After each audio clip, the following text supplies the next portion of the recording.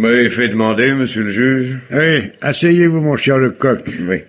J'ai besoin de vos lumières. Je fais appel aux plus perspicaces et aux plus brillants de nos détectives. Aux policiers qui se griment et se métamorphosent si adroitement qu'on l'a surnommé l'homme aux 1000 visages. Vous me flattez, monsieur le juge. De quoi s'agit-il? Eh bien, voici les faits tels qu'il m'en a été rendu compte par le rapport du commissaire de police. Avant-hier, 28 février 1868, un vol considérable a été commis au préjudice d'un honorable banquier de la capitale, M. André Fauvel. Celui dont les bureaux sont situés rue de Provence? Oui, au numéro 87. Oui. Une somme de 350 000 francs devait être remise ce jour-là à un client, M. le comte de Clamran. La veille, en fin d'après-midi, le caissier principal, un certain Prosper Boutmy, avait fait prendre les fonds à la Banque de France. Vous me suivez? Comme si j'étais chargé de vous filer, monsieur le juge. Or, au matin, en ouvrant le coffre, un coffre scellé dans le mur, entièrement en fer forgé et à triple paroi, ce caissier s'est aperçu que l'argent avait disparu. Une question, monsieur le juge. Qui détenait la clé du coffre? Il y avait 2 clés. L'une confiée au caissier, l'autre entre les mains de M. Fauvel. Et le mot du coffre? Ils étaient tous deux les seuls à le connaître. Et donc, a priori, l'un de ces hommes est le coupable. C'est ce qu'a conclu le commissaire de police, qui, Fauvel, n'ayant absolument aucune raison de se voler lui-même, a mis le caissier Prosper Boutmy en état d'arrestation. Est-ce qu'on a des renseignements sur la vie privée de ce garçon? Oui, ils sont mauvais. Après avoir été durant des années un employé exemplaire, Prosper, auquel M. Fauvel destinait sa propre nièce, la jolie et riche Madeleine Fauvel, s'est lancé brusquement dans une existence désordonnée, luxe, aventure féminine, jeux, dépenses effrénées, en compagnie d'ailleurs d'un jeune cousin de Madame Fauvel, Raoul de Lagorce. Tout semble clair, monsieur le juge. En quoi puis-je vous être utile? Eh bien, l'homme se défend bien. Il est intelligent, sympathique, il inspire confiance. Je sais que Fauvel lui a proposé d'étouffer l'affaire s'il avouait sa faute. Or, il a persisté à se prétendre innocent et il s'est laissé arrêter. En tant que magistrat, je le garde à la disposition de la justice. Mais en tant qu'homme, je ne puis me défendre de douter de sa culpabilité. C'est par souci de me montrer équitable que je vous confie l'enquête. Soit, monsieur le juge. Je vais interroger le prévenu. Asseyez-vous, Prosper Boutmy. Merci. Monsieur le juge d'instruction m'a chargé, et ceci dans votre propre intérêt, de vous faire subir un nouvel interrogatoire. Pardon, monsieur, un des gardes qui m'a amené m'a dit que vous étiez monsieur Lecoq. Le célèbre monsieur Lecoq? Mais il ne vous a pas trompé, je suis monsieur Lecoq. En ce cas, je me confie entièrement à vous, car je suis sûr que vous ferez éclater mon innocence. Interrogez-moi, monsieur. Une somme de 350 000 francs qui devait se trouver dans le coffre de la banque Fauvel, dont vous étiez le caissier principal, a disparu. Tout permet de présumer que vous vous en êtes emparé. Qu'avez-vous à répondre? Je suis innocent, monsieur, je vous le jure. Mais avez-vous au moins quelques preuves à donner pour votre défense? Que puis-je dire quand je ne comprends pas moi-même ce qui a pu se passer? Dans l'état actuel des choses, les soupçons ne peuvent se porter que sur vous ou sur monsieur Fauvel. Insinuez-vous que votre patron s'est volé lui-même? Je n'insinue rien. Mais je ne saurais m'avouer coupable alors que je ne le suis pas. Bon, passons à un autre sujet. Vous avez pour maîtresse une nommée Gypsy. Ignorez-vous que sous des dehors de grisette, elle n'est qu'une fille entretenue, connue de la police? Oui, je connais cette personne. Je l'ai plusieurs fois invitée à souper, accompagnée chez elle, mais de là... Et vous étiez à court d'argent, ne le niez pas. Pouvez-vous me dire combien vous avez dépensé depuis un an? Environ 50 000 francs. Où les avez-vous pris? D'abord, monsieur, je possédais 12 000 francs provenant de la succession de ma mère, que j'ai perdue il y a 2 ans. Votre famille est originaire de Beaucaire, je crois. Oui, mon père y a pris sa retraite. Oui, continuez. J'ai touché 14 000 francs chez monsieur Fauvel. J'ai gagné 8 000 francs à la bourse. Cela peut être contrôlé. Le différent, je l'ai emprunté. Mais cet emprunt a été couvert par mes économies, soit 15 000 francs portés au crédit de mon compte à la banque Fauvel. Mais qui donc vous prêtait ainsi de l'argent? Mon ami Raoul de Lagorce, le cousin de madame Fauvel. Ah, oui. Une dernière question. Elle vous embarrassera peut-être, mais la justice ne saurait se satisfaire de scrupules de conscience. Pourquoi, à la veille d'épouser mademoiselle Madeleine Fauvel, vous êtes-vous écarté d'elle et vous êtes-vous lancé dans une existence qui me semble si peu conforme à votre caractère? Je vous ai dit tout à l'heure, monsieur, que je me confie entièrement à vous. Je vous demande la permission de vous parler à présent d'homme à homme. Puis-je compter que ceci restera entre nous? Je vous le promets. Madeleine est, comme vous le savez, la nièce de monsieur Fauvel.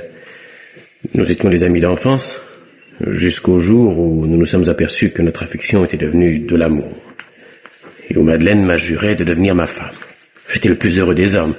Tout semblait me réussir, et brusquement, sans me donner la raison, sans se soucier de mes prières, sans marquer le moindre regret, Madeleine a rompu nos fiançailles. C'est ce qui m'a perdu. Car si je me suis lancé dans une existence déréglée, si j'ai commis une foule d'excentricités, ce fut uniquement pour essayer d'oublier la jeune fille que j'aimais. Croyez-vous donc être le premier à découvrir l'inconstance des femmes? Est-ce là tout? Oui, monsieur. Soit. On va vous reconduire dans votre cellule.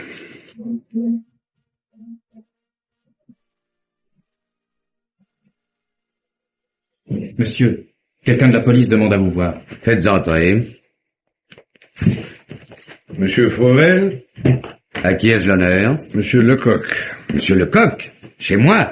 Quelle bonne fortune. Ce matin encore, des amis me conseillaient de m'adresser à vous pour confondre ce misérable. Mais vous persistez donc à croire que votre caissier principal vous a volé. Pourrais-je faire autrement?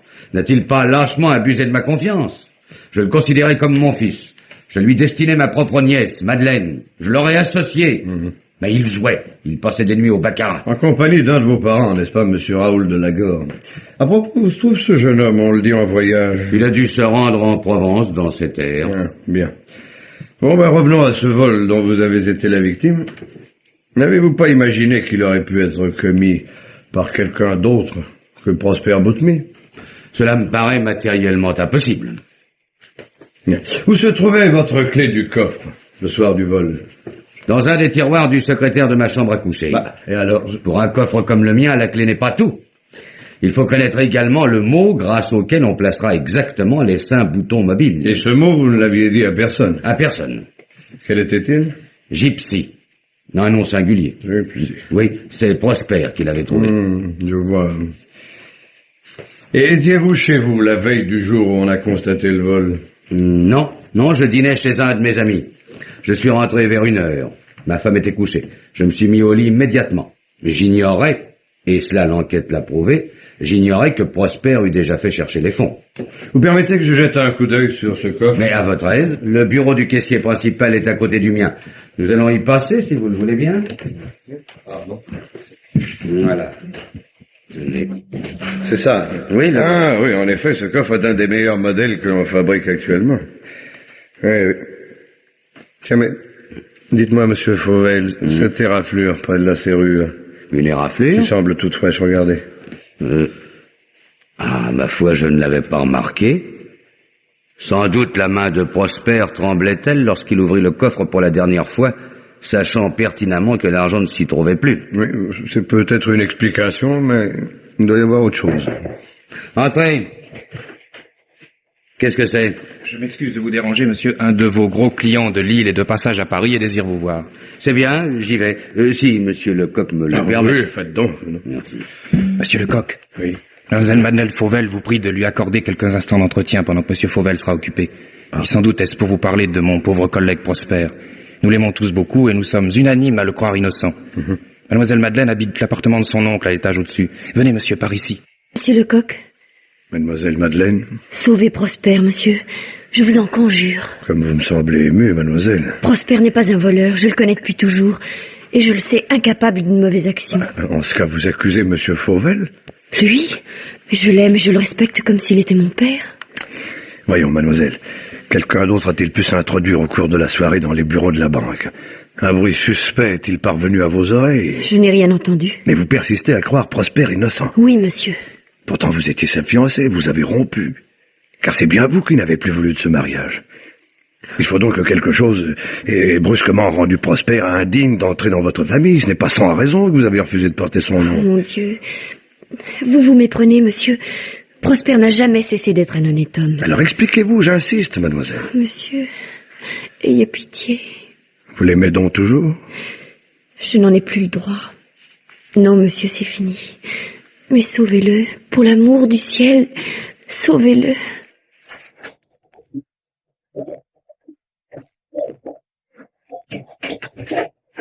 Ah, monsieur le coq, comment vous remercier d'être venu jusqu'à ma cellule? Moi, je tenais à vous rassurer sur les sentiments de mademoiselle Madeleine. Je l'ai vue hier. Ah.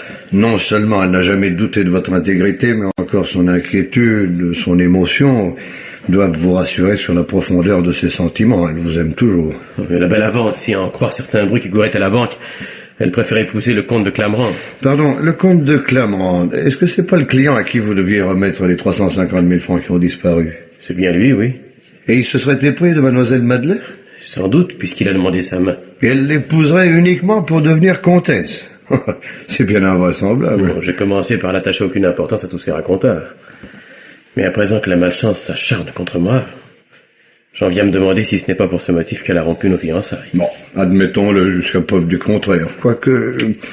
Bon, enfin, en ce cas, pourquoi vous obstiner à regretter une infidèle? J'aime Madeleine, monsieur. Et tout le mal qu'elle pourra me faire ne m'empêchera jamais de l'aimer. Soit.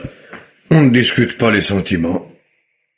Autre chose. Un de vos gardiens m'a prévenu que vous aviez une communication à me faire. C'est exact?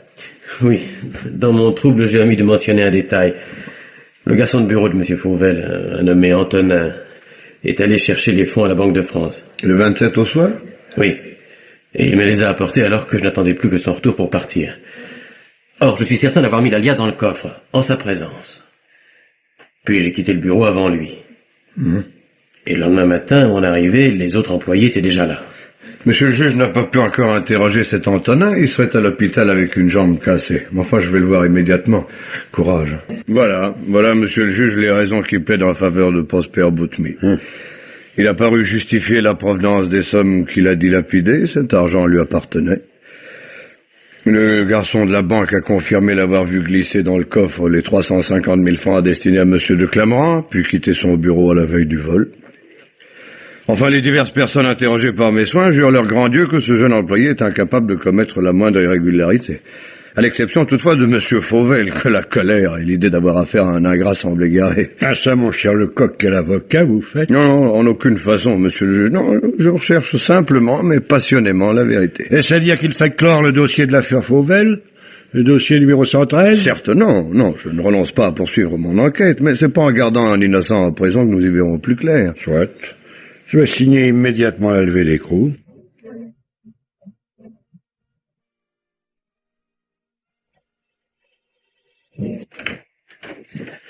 Oh, mon Dieu, monsieur Prosper, quel bonheur. Hortense, ma vieille Hortense, je suis heureux de te retrouver. C'est tellement agréable de rentrer chez soi.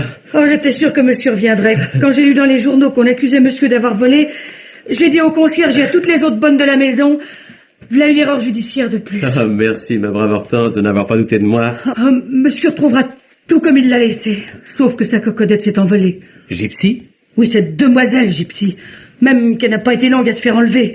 Et pour un Brésilien encore, et cousu d'or qu'on dit. Mais monsieur va pas lui courir après. Oh, rassure-toi, je ne suis ni brésilien ni cousu d'or. Il y a justement quelqu'un qui attend monsieur, un ami de votre père. Vous ne pouvez pas me l'annoncer. Monsieur, excusez-moi si je vous ai fait attendre. Charmé de faire votre connaissance, monsieur Prosper. Vous êtes surpris de me trouver ici. Mais votre père m'a dit l'autre jour à Beaucaire, Verduré, Verduré c'est mon nom. Oui. Verduré, mon fils a des ennuis, il faut que tu l'en sortes. Alors j'ai répondu, j'y cours, et puis dès le lendemain, je quittais ma chère en province, son ciel bleu, ses routes dorées, ses filles brunes, ses farandoles et son Mistral, hein, pour venir vous tirer du pétrin. Alors qu'est-ce qui se passe, monsieur Prosper? Vous savez, je suppose, monsieur, un misérable m'a laissé soupçonner et déshonorer à sa place. Je n'ai plus qu'un seul but, le découvrir et le livrer à la justice. Eh ben, mon soutien, vous êtes tout acquis. Merci, monsieur. De rien. Je sais que je peux compter également sur l'appui de mon meilleur ami, Raoul Delagore, le cousin de madame Fauvel, qui vient de rentrer de voyage et à qui j'ai fait dire tout à l'heure de venir me rejoindre ici. Dites, Delagore, il me semble avoir déjà entendu ce nom-là. Raoul est un garçon intelligent, spirituel et charmant. Il sera enchanté, j'en suis sûr, enchanté de vous connaître. Eh bon donc. Monsieur Delagore. Mon cher Prosper. Oh, mais tu n'es pas seul, je te dérange. Non, du tout, monsieur. Verduret, à qui je te présente, est un familier de mon père. Monsieur. Charmé, monsieur Delagore. Justement, Prosper me disait à l'instant le prix qu'il attache à votre amitié. Mais croyez, monsieur, que cette amitié lui est toute acquise. Pauvre cher Prosper. Combien je déplore cette maudite absence qui m'a empêché d'être auprès de toi au moment où tu aurais Tu aurais eu tellement besoin d'une affection fidèle. Enfin, te voilà en liberté, et c'est l'essentiel. Bien parlé, jeune homme. Non, Raoul, l'essentiel est de me laver de tous les soupçons qui pèsent encore sur moi. Ah, pour ça, tu peux compter sur mon soutien absolu. Bravo! Oh, quel bon ami vous avez là. Je mets la moitié de ma fortune à ta disposition. La moitié d'une fortune, fichtre. Oh, à notre âge, il est encore temps de recommencer sa vie. Et cependant, excuse ma franchise, tant que ce vol mystérieux ne sera pas expliqué, je crains que rester à Paris ne soit devenu pour toi difficile, sinon impossible. Que me dis-tu là? Comment peux-tu imaginer? Ah, du calme, Prosper, du calme. Laissez parler votre ami. J'en discutais tout à l'heure avec Lamran. À la place de Prosper, disait-il, je partirai pour l'Amérique, je ferai fortune et je reviendrai écraser de mes millions ceux qui m'ont suspecté. Tel départ serait un aveu! Cette révolte vous honore, Prosper, mais le conseil de votre ami Raoul vaut qu'on y réfléchisse. Mais que pense Monsieur Fauvel de tout cela? Mon cousin? Je l'ai peu vu ces temps derniers. Et Madame Fauvel? Et Mademoiselle Madeleine? Ma cousine Valentine semble désolée de toute cette histoire. Quant à la belle et glaciale Madeleine, elle est toute absorbée, figure-toi, par les préparatifs d'un bal travesti que donnent les gens Didier en leur hôtel de la rue Saint-Lazare. Elle ne quitte plus les couturières. Madeleine songe à ce costume. Alors que... C'est pas possible! Mais si, en tout cas, je verrai ces dames au cours de la soirée en question, car j'y suis également convié, et je te donnerai des nouvelles. Ne t'inquiète pas, cher Prosper. Oh mon Dieu, près de 6 heures, déjà, il faut que je me sauve. Adieu, mon cher. Monsieur. Au revoir, monsieur. Oh, comme il est charmant, ce garçon, hein. Combien j'ai eu de plaisir à l'entendre. Dites-moi, monsieur Prosper, si nous parlions un peu de l'éternel féminin, qu'est-ce que c'est cette gypsy dont la légèreté semblait mettre votre fidèle Hortense si fort en colère? Une aimable fille à qui je pardonne bien volontiers de n'être qu'une grisette. Et mademoiselle Madeleine? Vous ne répondez pas? Cette belle et glaciale Madeleine vous tient à cœur, hein? Elle vous a fait souffrir. Je suis certain que Raoul se trompe. Elle n'est ni futile, ni froide, ni perverse. Non, il y a quelque chose que j'ignore. Une force inconnue et mauvaise l'éloigne de moi et cause mon malheur. Eh bien, rassurez-vous, mon enfant, cette force inconnue, nous la découvrirons.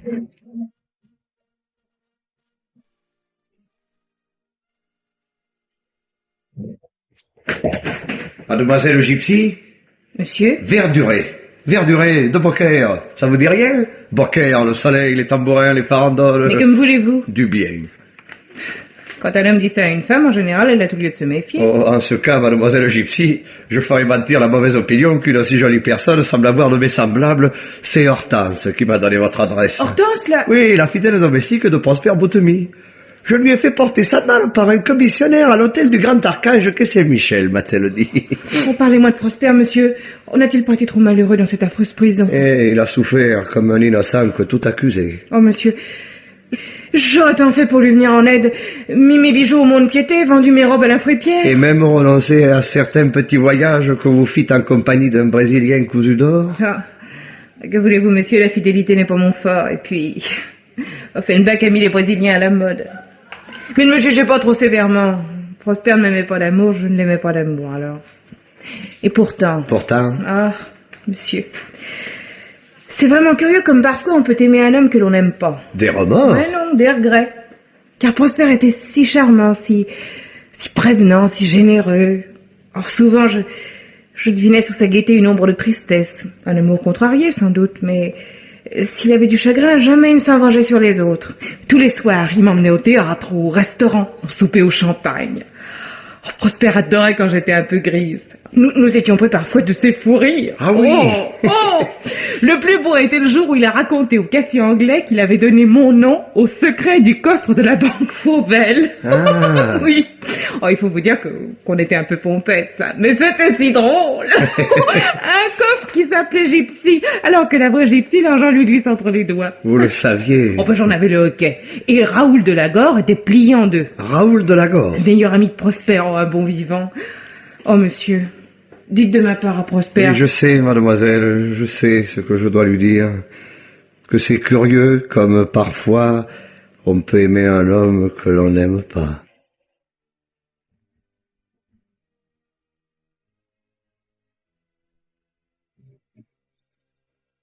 Madame, monsieur le comte de Clamran insiste pour être reçu. Lui, avez-vous dit que je n'étais pas chez moi? Il n'a pas voulu me croire. Il avait l'air très en colère.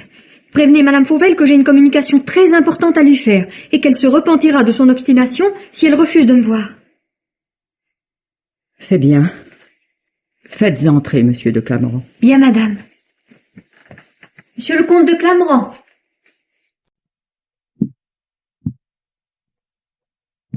Que vous êtes donc bien gardée, chère Madame Fauvel. Veuillez vous asseoir, monsieur, et m'expliquer le but de votre visite. Sommes-nous ici à l'abri de toute indiscrétion? Je vous en donne l'assurance. Je vous ai demandé la main de votre nièce, madame, en échange d'un secret qui peut briser votre ménage et vous désolerait. Vous aviez paru comprendre le prix que j'attachais à cette convention. Vous voulez dire à ce marché? Vous aviez accepté de me laisser entrer dans votre famille, et mademoiselle Madeleine avait consenti à devenir ma femme. Contrainte et forcée. Et madame, serait-ce un bien grand malheur pour mademoiselle Fauvel que de porter le titre de comtesse de Clamorand? Certes, si elle aime ailleurs. N'a-t-elle pas évincé Prosper Boutmy? Et par esprit de sacrifice. Sachez-le bien, puisqu'il faut parler net. Parce que dans mon affolement, et que 2 fois je me le suis reproché par la suite, je lui ai tout avoué de ce secret auquel vous venez de faire allusion, et qui vous permet de venir ainsi chez moi me menacer impunément. Peu importe, après tout. Sachez simplement que je suis là des vaines promesses, des tergiversations et des dérobades de mademoiselle Madeleine. Ma patience est à bout. Mais je vous somme d'intervenir auprès d'elle. Non, n'y comptez pas. Même si ce refus doit me perdre. Il vous perdra, madame, n'en doutez pas. Je vous accorde 8 jours pour que mon mariage avec votre nièce soit annoncé officiellement. Sinon... Et si je vous suppliais, si je me jetais à vos genoux? Cela ne servirait à rien. J'exige que Madeleine soit ma femme. Mais êtes-vous donc un monstre? Un homme qui force le destin a toujours quelque chose de monstrueux, madame. Et je suis de ceux qui n'attendent de la vie que ce qu'il lui arrache. Mais rappelez-vous, 1 semaine. Et sitôt ce délai expiré, j'agirai. Sortez, monsieur. Soit. Vous l'aurez voulu. Inutile de sonner, ni de me faire reconduire. Oh, mon Dieu, pourquoi avez-vous permis tout cela? Ma tante. Oh, comment, Madeleine, tu étais là? Je venais vous rejoindre. J'ai tout entendu. Je suis restée cachée derrière la tapisserie qui masque la porte de ma chambre. Cet homme est capable de tout, ma tante. Il faut lui obéir et fixer au plus vite la date du mariage. Non. Puisque j'avais accepté. Mais n'es-tu pas folle? Tu veux que je te sacrifie? Je tiens par-dessus tout à vous sauver. Non, Madeleine, non. Il ne sera pas dit que je t'aurais empêché d'être à celui que tu es. Il ne sera pas dit que je laisserai le déshonneur entrer dans cette maison. Oh, ma pauvre enfant. Laissez-moi vous payer ma dette. Vous m'avez traité depuis mon plus jeune âge, après la mort de mes parents, avec une inlassable bonté. Vous m'avez recueilli, puis élevé et aimé comme si j'étais votre fille. Et quand votre bonheur et celui de mon oncle sont menacés, j'hésiterai? Non, je serai la comtesse de Clamorand. Non, non, moi vivante, tu n'appartiendras pas à cet homme.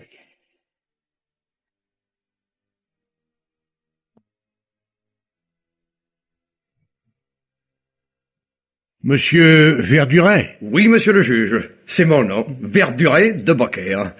Prenez la peine de vous asseoir. Je vous remercie. Vous avez demandé à me voir, ayant paraît-il d'importantes révélations à me faire concernant le vol de la banque Fauvel. Eh bien oui, monsieur le juge, je vous apporte quelques petits détails assez intéressants. Vous avez refusé d'être entendu par un autre que moi. Pour quelle raison? Oh, simplement, monsieur le juge, parce que je me suis toujours adressé au bon Dieu plutôt qu'à ses saints. C'est bon, je vous écoute. Alors, comme j'ai eu l'honneur de vous le signaler, monsieur le juge, je suis originaire de Beaucaire, donc de Provence, n'est-ce pas? Et la Provence, qu'est-ce que c'est? Bon, faites, monsieur, je vous La en prie. Provence, monsieur le juge, est une grande tache de soleil. Et à l'intérieur de cette tache, eh bien, mais tout le monde se connaît. Alors, en ce qui concerne le dénommé Raoul de Lagore... Le cousin de monsieur Fauvel? Oui, les Lagore sont effectivement une très ancienne famille originaire de Mayenne et fixée à Saint-Rémy depuis un siècle. Mais... Quoi? Mais le dernier des Lagore épousa en 1829 une demoiselle Rosalie Clarisse Fontanet, de Tarascon, d'ailleurs à côté de chez moi, pas de Beaucaire. Et il est décédé en décembre 1848. Alors écoutez-moi bien, monsieur le juge, sans laisser d'héritier mâle. Sans laisser D'héritier mâle. Mais alors, Raoul de Lagore Ne serait peut-être pas aussi de Lagore qu'il le prétend. C'est impossible, voyons. Ces choses-là ne passent pas inaperçues. Et comment, en ce cas, M. Fauvel le traiterait-il comme son cousin? Ah non, pardon, monsieur le juge, non, comme le cousin de sa femme. C'est elle qui le lui a présenté et qui l'a attiré chez eux. Méfiez-vous, monsieur, des insinuations calomnieuses. Entre nous, m'autorisez-vous à poursuivre. Soit. Le comte de Clameran... N'allez pas prétendre que celui-là n'est pas un authentique aristocrate. Ah non, je m'en garderai bien. Non. Le comte Louis est né, effectivement, au château de ses pères, près de Tarascon. Seulement, on lui a fait dans la contrée une réputation détestable. Les paysans l'accusent même d'avoir assassiné son frère aîné Gaston de Clameran pour hériter de sa fortune. Ah non, vous croyez que je vais prêter l'oreille à de tels raconteurs? Ouais, je comprends votre indignation, monsieur le juge. L'accusation m'a d'abord paru inadmissible, moi aussi, pourtant... J'y avais cru? C'est une histoire assez compliquée. Ce Gaston de Clameran avait dû s'expatrier autrefois à la suite d'une rixe au cours de laquelle il avait involontairement causé la mort d'un homme. Il était revenu en France cet an dernier, fort riche, célibataire, et à en croire les gens de Saint-Rémy qui sont formels et unanimes. Hein. Son frère l'aurait... expédié dans un second exil, oui, monsieur le juge. Mais d'où il ne reviendra pas cette fois. Ah, vous nous comblez, monsieur Verduret. Un usurpateur d'état civil, un fratricide, et puis quoi encore? J'y arrive. Ah, parce que je n'ai pas fini. Il s'agit maintenant d'une jeune fille, ou plutôt d'une dame, établie, honorablement mariée, parfaitement respectable, qui, il y a un peu plus de 20 ans, s'appelait encore mademoiselle Valentine de la Verberie. Ça ne vous dit rien? Attendez donc. Valentine de la Verberie? Mais il me semble que... Mais c'est Madame André Fauvel. Oui, monsieur le juge. Et Madame Fauvel, ex-mademoiselle de la Verberie, a passé toute sa jeunesse dans la propriété de ses parents située à proximité du domaine des Clameran. On la disait même fiancée à Gaston de Clameran, le frère aîné, vous savez, celui qui a eu des malheurs. Alors, pour peu que l'on ait un peu d'imagination, et vous savez, si nous en avons, nous autres dans le Midi, on peut fort bien admettre que Madame Fauvel, qui semble fort éprise de son jeune cousin Raoul de Lagore, et qui est vraisemblablement sa maîtresse, soit de connivence avec Monsieur de Clameran et lui ait accordé la main de sa charmante et riche nièce Madeleine, à condition qu'il gardât le silence sur une liaison pour le moins scandaleuse. Et dites-moi, monsieur, toutes ces dénonciations sont d'une extrême gravité. Et si vous les maintenez, vous aurez à en répondre devant la justice. Et nous sommes loin des révélations que vous deviez me faire au sujet du vol de 350 000 francs commis au préjudice de la banque Fauvel. En aucune façon, monsieur le juge. D'une part, Raoul de Lagore est aux abois, je le sais d'une source sûre. Et d'autre part, Clameran a trouvé ainsi le moyen de déshonorer Prosper Boutemy et de l'écarter à tout jamais de Madeleine. Vous avez réponse à tout. Mais... quel homme êtes-vous donc, monsieur Verduret? Je sais pas, mais il me semble à vous entendre parler que je ne vous suis pas tout à fait inconnu. Ça, par exemple, le coq. Oh, ce Verduret ventre et sanguin, jovial, paisible et citoyen de Beaucaire, c'est vous le coq. Métamorphosé une fois de plus et d'une façon ahurissante. Oui, ahurissante. C'est bien moi, monsieur le juge. Oh, mais dites-moi, alors, ces renseignements sur Lagore, Clameran, Valentine de la Verberie... Moi, je viens de les recueillir en Provence. Félicitations. C'est du beau travail. Maintenant, le doute n'est plus permis. Nous avons affaire à 2 scélérats et peut-être à une aventurière. Les scélérats, j'en ai la certitude, monsieur le juge. Mais l'aventurière, c'est à voir. En tout cas, prenez les mesures nécessaires, je vous donne carte blanche.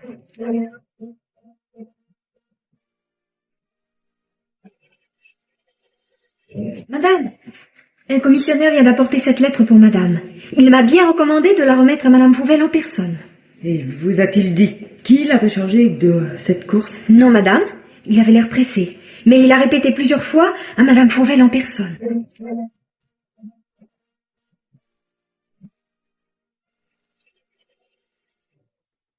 Entrez. Excusez-moi de vous déranger, monsieur Fauvel. Un commissionnaire vient d'apporter cette lettre et m'a dit de vous la remettre en main propre. Il n'y a pas de réponse? Non, d'ailleurs le porteur est reparti aussitôt.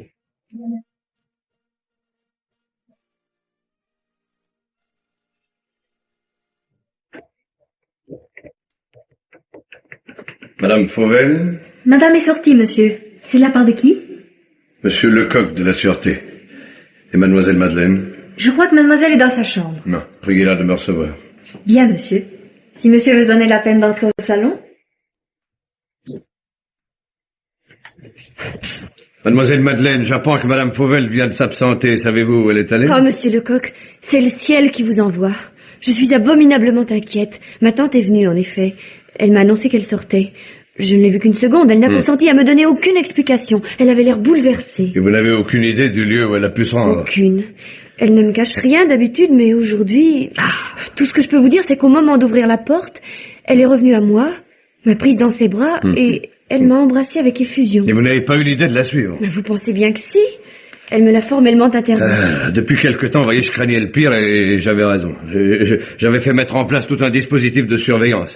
Or, tout à l'heure, un de mes agents m'a informé que monsieur de Clamran... Lui? Oh mon Dieu. Oui, monsieur de Clamran a confié 2 lettres à un commissionnaire. Cet homme est venu directement ici et il a remis les 2 missives. L'une était pour monsieur Fauvel et l'autre pour sa femme. Alors ne soyez pas surpris, j'ai des indicateurs dans la place. Il faut tout craindre du comte de Clamran. Voulez-vous vous assurer que votre oncle se trouve en ce moment dans son bureau? Ça vous est possible? Certainement. Bien. Mais, écoutez. Quoi? Regardez, cette fenêtre donne sur la cour. Mon oncle a dû donner l'ordre d'atteler. Le voilà. Il saute dans son coupé. J'ai l'impression que la pauvre madame Fauvel a donné tête baissée dans le piège qui lui était tendu. C'est clair, votre oncle se lance à sa poursuite. Alors elle est perdue. À moins qu'elle ait arrêté un fiacre et qu'un de mes limiers postés dans la rue ne puisse nous donner l'adresse qu'elle aura jetée au cocher. Je vais l'interroger. Permettez que je vous accompagne. Oui, venez mademoiselle, mais hâtez-vous, il faut arriver à temps.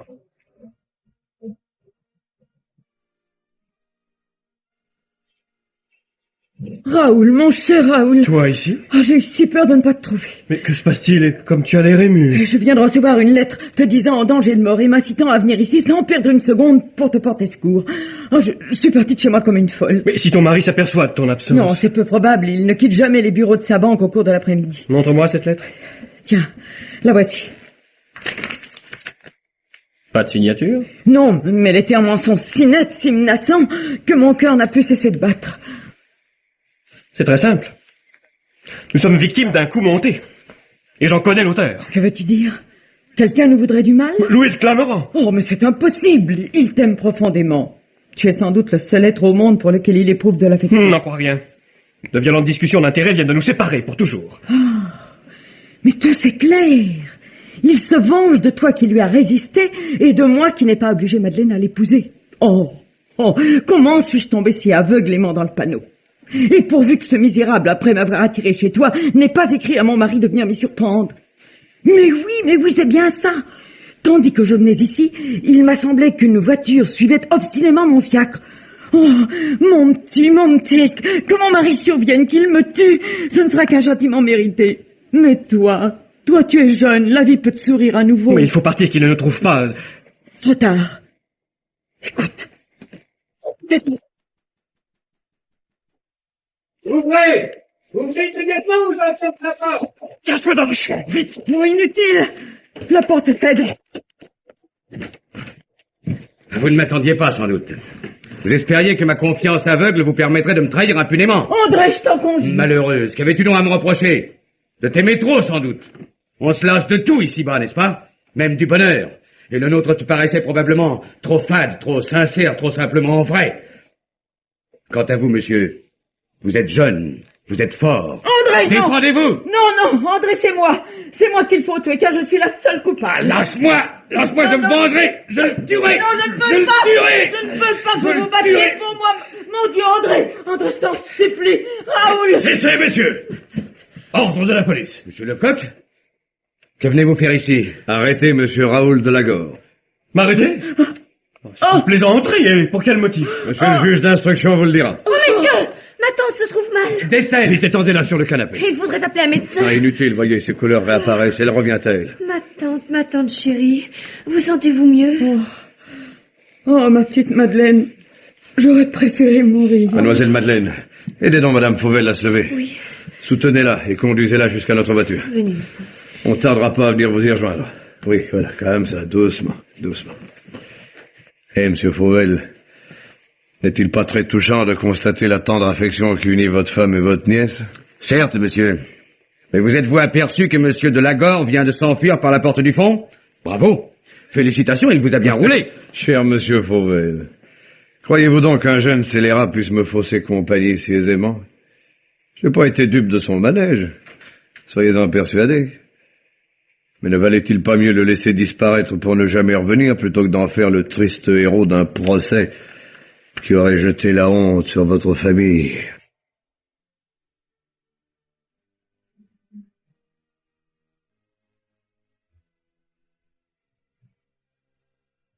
Alors, Madeleine, elle a consenti à s'étendre sur son lit?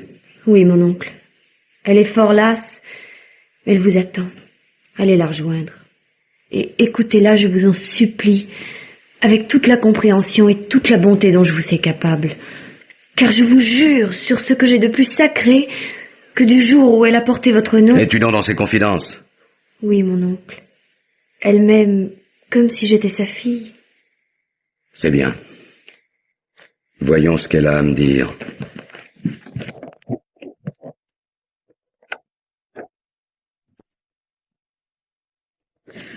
Je te dois, mon cher André, une confession totale. Raoul n'est pas mon cousin, comme je te l'ai fait croire, ni mon amant, comme tu as pu te l'imaginer. Mais mon fils, et le fils de Gaston de Clamran. Nous étions fiancés, Gaston et moi. Un drame l'avait forcé à quitter la France et, au moment des adieux, je m'étais donné à lui. On a étouffé le scandale, et quelque temps après, mes parents m'ont obligé à t'épouser. J'aurais dû tout avouer, mais tu étais si confiant, si loyal, que j'ai eu peur de te faire de la peine, et peur aussi de te perdre. Mais l'enfant... Il a été élevé en secret, mais il est bientôt devenu un mauvais sujet. Il y a quelques semaines, accompagné de son oncle, ou plutôt de son complice, Louis de Clamran, il est arrivé à Paris. Il m'a imposé sa présence. C'est lui qui a ouvert le coffre de la banque, grâce aux mots que Prosper lui avait révélés étourdiment et grâce à la clé qu'il avait prise de force dans ton secrétaire. J'ai tenté de l'en empêcher, mais il m'a repoussé. Je n'ai pu que faire glisser la clé sur le battant du coffre, d'où les raflures, constatées par monsieur Lecoq. Et il t'a volé. Volé. Toi, le meilleur des hommes. Toi, qui m'avais rendu l'honneur et la joie de vivre. Ma pauvre femme, comme tu as dû souffrir.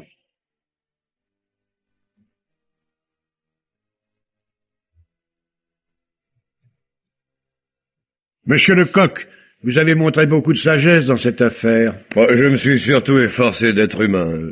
Je n'ai pas été le seul, puisque monsieur Fauvel a su pardonner une faute de jeunesse à sa femme qui n'aime que lui. Les deux jeunes gens vont s'épouser? Eh oui, il ne nous reste plus qu'à mettre en état de nuire le plus discrètement possible, d'ailleurs, le misérable qui a essayé de déshonorer une famille. Et l'on pourra classer pour toujours le dossier 113.